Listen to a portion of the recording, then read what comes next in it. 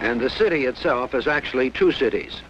Bangkok, the modern, combines the virtues and vices of any of the chief cities of the world and is called the new crossroads of the Orient. It is riding the crest of an unprecedented economic boom.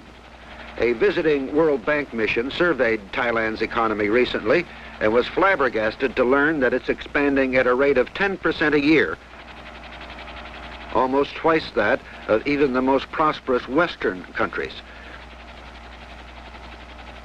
Plush air-conditioned hotels abound, and new shoebox-style office buildings dominate the skyline in a helter-skelter transformation of what was once a sedate oriental port.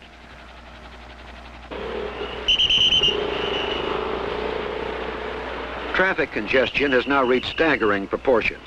The pedicabs of old are gone, and in their places there's a contest for highway supremacy by Japanese taxis, U.S. Army vehicles, smoke-belching buses, and noisy motor tricycles.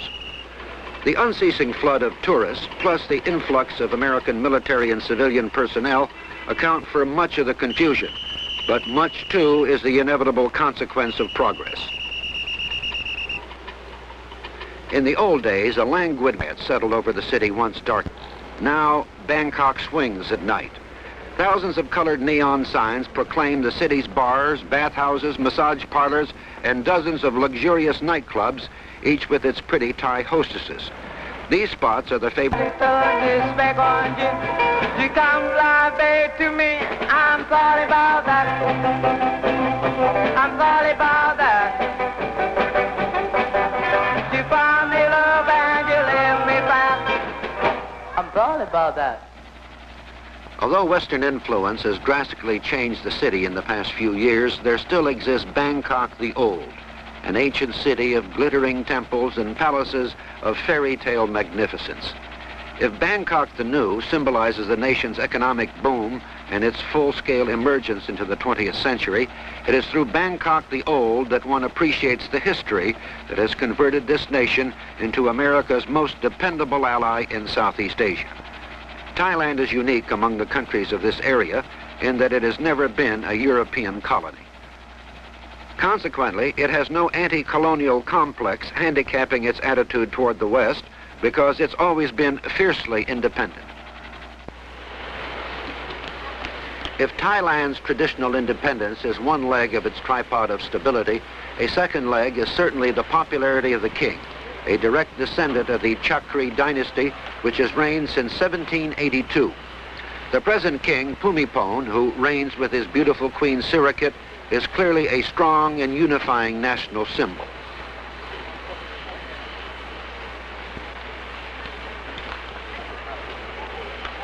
While the king has influence, the power of government lies with a coalition of military and civilian leaders led by Prime Minister Tanom Kittikachorn, an army field marshal who took office more than 3 years ago. The 400 temples scattered around Bangkok act as a magnet for the city's ever-increasing tourist traffic, and they symbolize the third bastion of Thailand's stability, the national religion, Buddhism. Fully 95% of the population are Buddhists.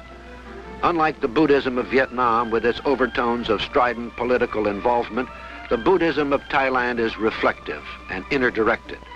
The result, a national mood of continuity, even serenity, seen in the soaring spires and the intricate architecture of the elaborate temples.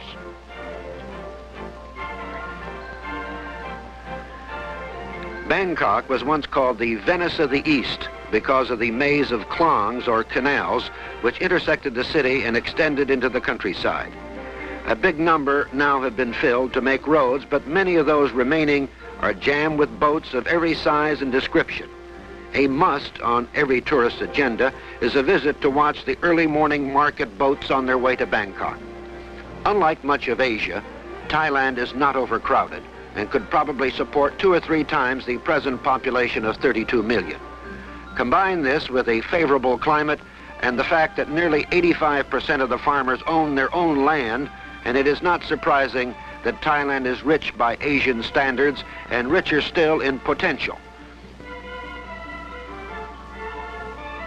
A varied array of silks, foods, and spices can be purchased at the picturesque floating markets.